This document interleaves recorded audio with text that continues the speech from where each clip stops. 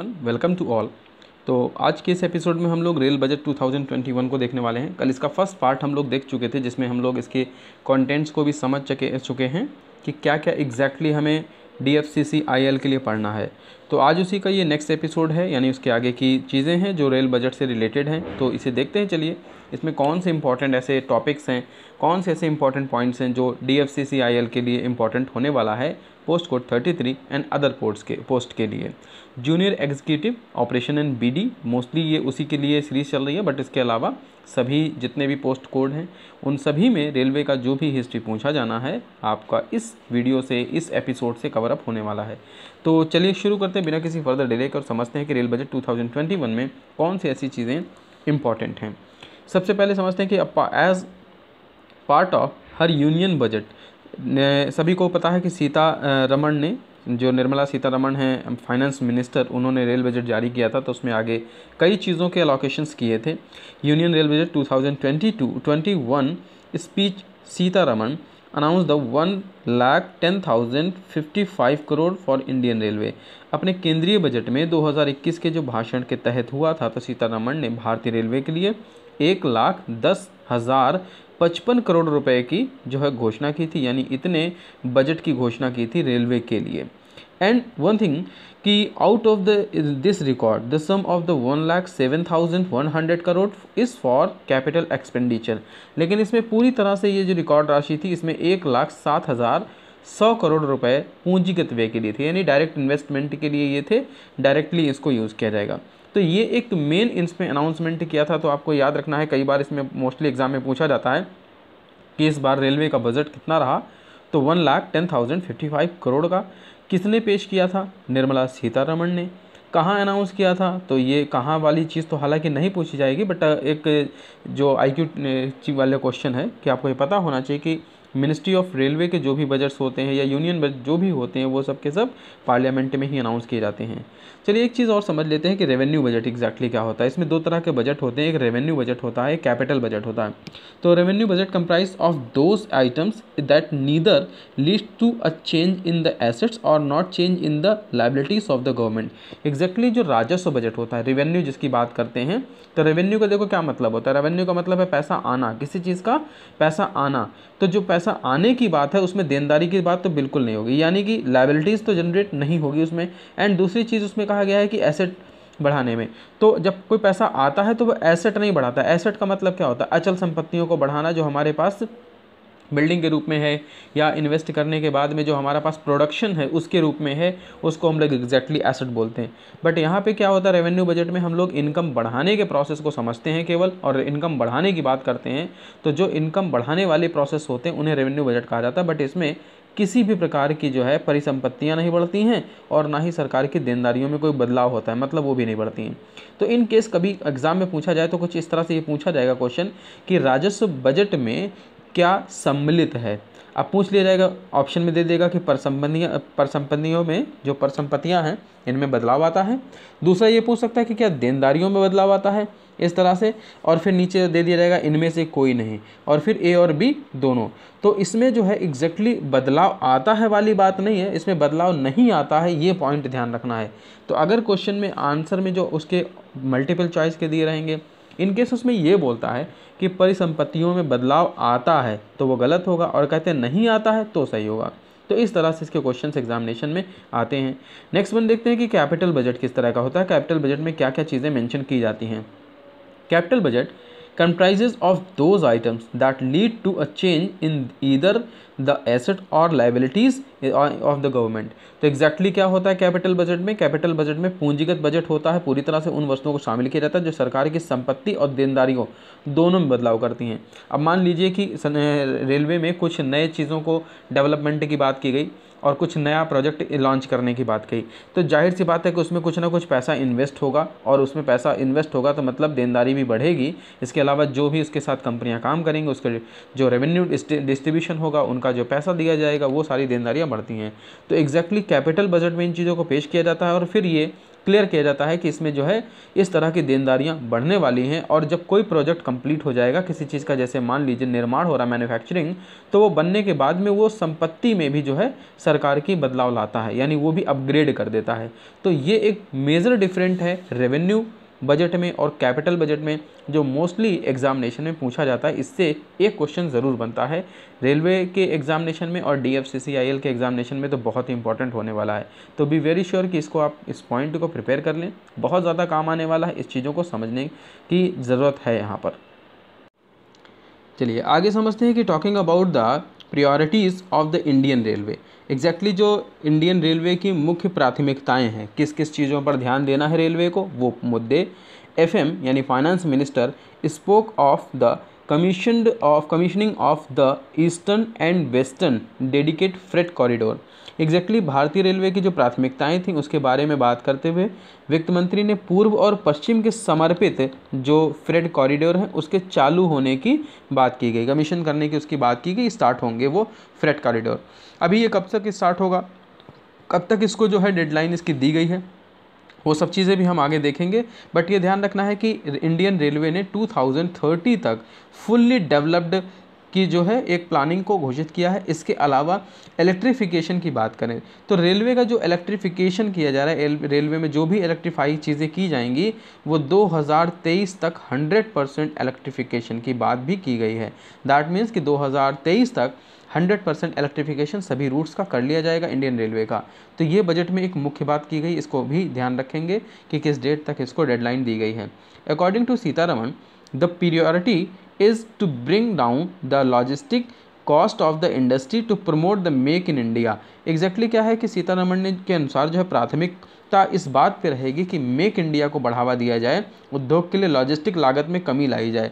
जो एक्सपोर्ट्स एक कोई भी चीज़ जो है हम लोग इंपोर्ट करते हैं, प्रोडक्ट मंगाते हैं, उनमें जो खर्चा होता है, इसके अलावा जो हम विदेशी कंपनियों के द्वारा पार्ट्स मंगवाते हैं उनमें जो खर्चा होता है, इसकी बजाय इंडिया में मेक इन इंडिया शुरुआत एक कैंपेन जो किया गया है उसके तहत ये चीज़ प्रोसेस को रखा गया है, प्रायोरिटी को रखा गया है कि इंडियन रेलवे की जो भी इक्विपमेंट की रिक्वायरमेंट है, इंडियन रेलवे के जो भी कोचेस की, इंजन्स की, या इसके अलावा जितनी भी चीज़ों की रिक्वायरमेंट है वो सब मेक इन इंडिया के तहत इंडियन रेलवे को प्रोवाइड हो। तो ये एक प्रायोरिटी के तहत पे इस बात को लिया गया है, जो निर्मला सीतारमण ने अपने बजट में ये बात कही थी। तो मोस्टली ये चीज़ ध्यान रखनी है, इसमें अगर ये पूछा जाता है तो इनके अनुसार यह चीज़ है कि लॉजिस्टिक कॉस्ट में कमी लानी है और प्रमोट करना है मेक इन इंडिया को।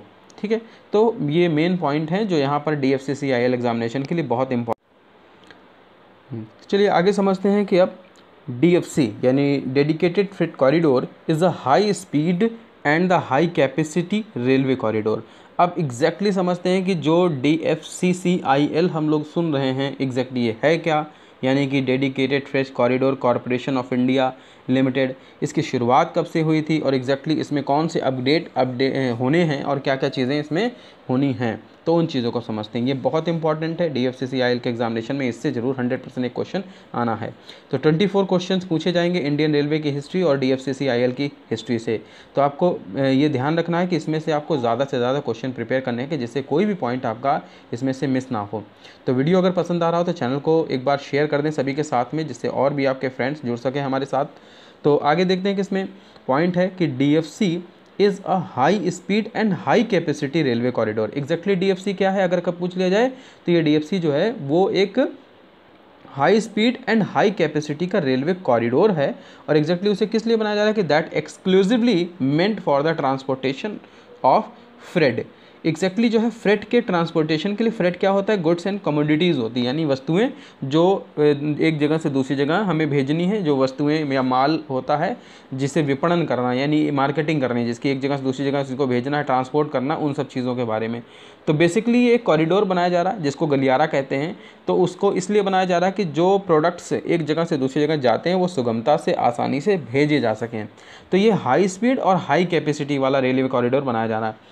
जनरली होता क्या है इंडियन रेलवे में, आपने देखा है कि जो एक नॉर्मल जो ट्रैक्स होते हैं जिन पे पैसेंजर्स चलते हैं, उन ट्रैक की क्षमता अब इतनी ज़्यादा नहीं है कि उस पर जो है कई गुना माल ढुलाई की जा सके। यानी कि और ज़्यादा जैसे जैसे लोड बढ़ेगा, जैसे जैसे लोड बढ़ेगा तो जाहिर सी बात है कि जो पैसेंजर ट्रेनें हैं उनमें भी प्रॉब्लम्स आएंगी। डिले होंगी ट्रेनें, लेट होंगी ट्रेनें। तो इस वजह से इंडियन रेलवे का एक ये अनाउंसमेंट था, उसका एक फ़ैसला था जिसमें डीएफसी कॉरिडोर बनाने का फ़ैसला किया गया और जो मालगाड़ियाँ चलती हैं उनके लिए अलग से ही एक रूट तैयार किए जा रहे हैं, जिससे कि जो पैसेंजर ट्रेनें हैं ना तो उनको डिस्टर्बेंस हो, और दूसरा जो भी ये फ्रेट कॉरिडोर बनाए जाएंगे इसके थ्रू जो भी प्रोडक्ट भेजा जाएगा वो भी मालगाड़ियाँ भी आसानी से अपने जो पॉइंट उनका पहुँचना है जहाँ पर माल वहाँ पहुँच सकें। तो दोनों चीज़ के लिए सुगमता होने वाली है, इसलिए इसमें डीएफसी बनाने का फैसला लिया गया है। अगेन इसमें से कहा गया है कि ये जो उच्च क्षमता वाले रेलवे कॉरिडोर होंगे वो विशेष रूप से माल को ही ले जाएंगे और वस्तुओं को ले जाएंगे। It involves the seamless integration of the better infrastructure and the state of art technology. Exactly इसमें क्या है कि बेहतर जो है बुनियादी ढांचों में और अत्याधुनिक यानी कि एकदम मॉडर्नाइजेशन किया जाएगा, इसमें प्रौद्योगिकी का सहज एकीकरण शामिल है। तो इसमें इंफ्रास्ट्रक्चर भी बेहतर होगा, यानी कि इसका जो एक बनाने का बुनियादी ढांचा होगा उन सब चीज़ों को बेटर किया जाएगा, और इसकी जो टेक्नोलॉजी होगी, जो इसकी प्रौद्योगिकी होगी वो भी बेहतर होगी, अच्छी होगी। तो ये चीज़ें इसमें फोकस की जा रही हैं कि DFCCIL को और ज़्यादा कैपेबल बनाया जाए माल ढुलाई के लिए।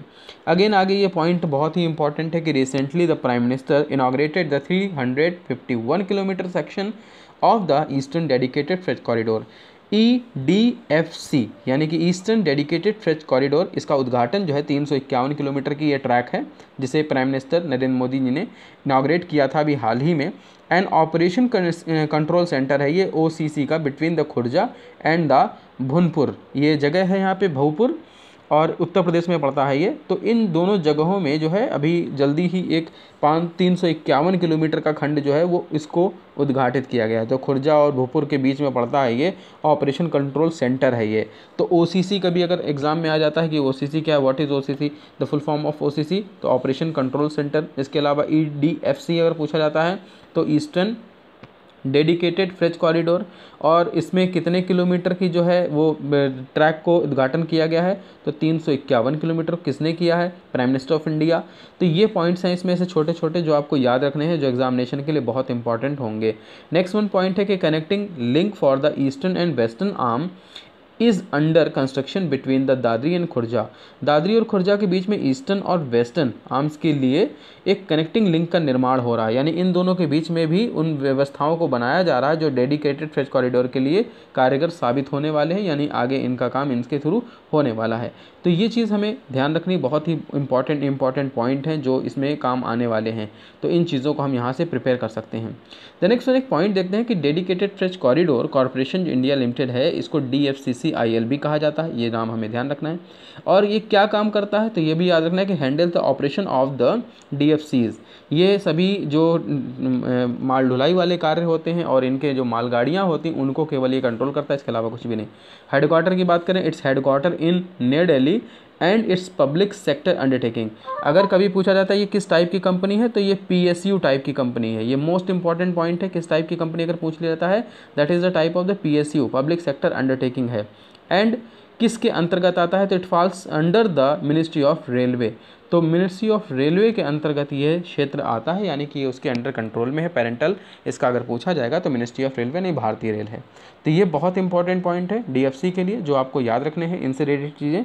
और अगर जो भी आपको चीज़ें नोट करनी, इसके अलावा आप इसका स्क्रीनशॉट ले सकते हैं या दोबारा इसको वीडियो को रिवाइंड करके भी सुन सकते हैं, लेकिन आप ये पॉइंट जरूर प्रिपेयर कर लें, आपके लिए बहुत ज़्यादा इंपॉर्टेंट है एग्जामिनेशन के लिए। अब इसी क्षेत्र में ईस्टर्न डेडिकेटेड फ्रेट कॉरिडोर यानी EDFC जो है, जिसकी अभी बात कर रहे थे, एग्जैक्टली वो क्या है और किस तरह से इसका रन चल रहा है, उन चीज़ों को देखते हैं। It is the 1839 kilometre project build as the largest rail infrastructure being built in independence India and has been in the making since 2006 यह दरअसल 1839 किलोमीटर की लंबी परियोजना है जिसे स्वतंत्र भारत में बनाया जा रहा है। यह सबसे बड़ा रेल बुनियादी ढांचा है और 2006 से निर्माण की प्रक्रिया में है। तो इसे 2006 से शुरू किया गया था, अभी तक ये फ़िलहाल बन ही रहा है और ये सबसे बड़ा रेल बुनियादी ढांचा है जिसमें 1839 किलोमीटर के ट्रैक्स होंगे। और इसे इतने बनाए जाने का उद्देश्य यही है कि इन ट्रैक को अलग जो पैसेंजर ट्रैक्स हैं उनके, यानी जहाँ पर पैसेंजर गाड़ियाँ जाती हैं उनसे अलग इनको बनाया जा रहा है, एक अलग से फ्रेट कॉरिडोर बनाया जा रहा है। तो उद्देश्य बड़ा है, इसलिए इसमें समय भी बड़ा लग रहा है और रीज़न यही है, इसमें इसको 1839 किलोमीटर का बनाया जा रहा है। ये पॉइंट आपको यहाँ पे याद रखना है। तो इंडिपेंडेंस के बाद में जो बनाया जाने वाला सबसे बड़ा कॉरिडोर यही होगा, ये चीज़ भी आपको पॉइंट याद रखनी है। द नेक्स्ट वन कि इट स्टार्टेड एट द साहिनवाल, एक जगह है साहनेवाल, तो ये जगह लुधियाना में पड़ती है और Punjab, and ends at the Dankuni, Dankuni नाम की एक जगह है जो वेस्ट बंगाल में पड़ता है, वहाँ जाके इसका एंड होना है। And the EDFC route covers the 6 state, और ये 6 राज्यों से होकर गुजरने वाला है, पंजाब, हरियाणा, उत्तर प्रदेश, बिहार, झारखंड एंड वेस्ट बंगाल। तो ये पंजाब में साहनेवाल एक जगह है लुधियाना का जो वहाँ से शुरू होगी, और उस जगह से ये दनकनी पश्चिम बंगाल में पड़ता है। तो दनकनी अगर इनकेस ऑप्शन में होगा तो दनकनी लगाएंगे, कहाँ से कहाँ तक जाने वाला है, इस तरह से क्वेश्चन पूछा जाएगा। तो अगर स्टेट का नाम पूछा जाएगा तो आप पश्चिम बंगाल लगाएंगे यानी वेस्ट बंगाल, और अगर कभी एग्जैक्ट जगह का नाम पूछा जाएगा तो दनकनी होगा। और यह जो है कितने राज्यों से होकर गुजरेगा, तो यह भी बहुत इंपॉर्टेंट पॉइंट है कि सबसे पहले तो ये पंजाब से शुरू हो रहा है, हरियाणा क्षेत्र को कवर करते हुए आगे बढ़ेगा, उत्तर प्रदेश में कुछ एंट्री करेगा, उसके बाद बिहार, फिर झारखंड और फिर पश्चिम बंगाल में ये शामिल होगा। तो ये जो फ्रेट कॉरिडोर है कुछ इस तरह से चलने वाला है। एंड इसको फंडिंग कौन कर रहा है, ये मोस्ट इंपॉर्टेंट चीज़ है। तो EDFC को फंडिंग जो है विश्व बैंक यानी वर्ल्ड बैंक कर रहा है। तो ये पॉइंट भी आपको याद रखना है इससे रिलेटेड जो इंपॉर्टेंट है। तो इससे अगर आपका किसी भी तरह का क्वेश्चन बनता है तो अगर ये पॉइंट आपने पढ़े हुए हैं तो आई एम वेरी श्योर कि आप उसके आंसर आसानी से कर पाएंगे। नेक्स्ट पॉइंट देखते हैं, वेस्टर्न डेडिकेटेड फ्रेट कॉरिडोर यानी कि WDFC। अब ये दूसरा एक कॉरिडोर है जो उससे अलग है EDFC से। तो इसको किस तरह से डेवलप किया जा रहा है, क्या क्या चीज़ें इसमें होने वाली उनको भी देख लेते हैं। WDFC जो है, WDFC is around the 1500 kilometre long and the stretch from the Dadri in Uttar Pradesh and the Jawaharlal Nehru port trust in Mumbai, touching all major ports along the way. दरअसल ये जो है WDFC कॉरिडोर लगभग 1500 किलोमीटर लंबा है और उत्तर प्रदेश के दादरी से शुरू होगा, मुंबई के जवाहरलाल नेहरू पोर्ट तक इसका फैलाव है, यानी वहाँ तक ये ट्रैक होंगे, वहाँ तक ये कॉरिडोर बनाया जाएगा। और जो भी मेन बंदरगाह इसके बीच पड़ने वाले, पोर्ट्स पड़ने वाले हैं, हार्बर्स, उन सब जगह को ये टच करेगा। इसमें भी कुल 5 राज्य होंगे, जिसमें सबसे पहला राज्य हरियाणा होगा, दूसरा राज्य राजस्थान, गुजरात, महाराष्ट्र और उत्तर प्रदेश शामिल होगा इसमें। तो ये पॉइंट भी बहुत इंपॉर्टेंट है कि इसमें किधर से कौन कौन से राज्यों को टच करके ये WDFC जाने वाला है। तो इसमें ये 5 राज्य के नाम आपको याद रखने हैं। WDFC जो है जापान इंटरनेशनल कोऑपरेशन एजेंसी जो है JICA, इसके द्वारा जो है इसको फंडिंग की जा रही है। तो फंडिंग का सोर्स अगर इनकेस कभी आपसे एग्जाम में पूछा जाता है कि फंडिंग कौन कर रहा है इसको, तो जापान की एक कंपनी है इंटरनेशनल कोऑपरेशन एजेंसी, वो इसको फंडिंग कर रही है।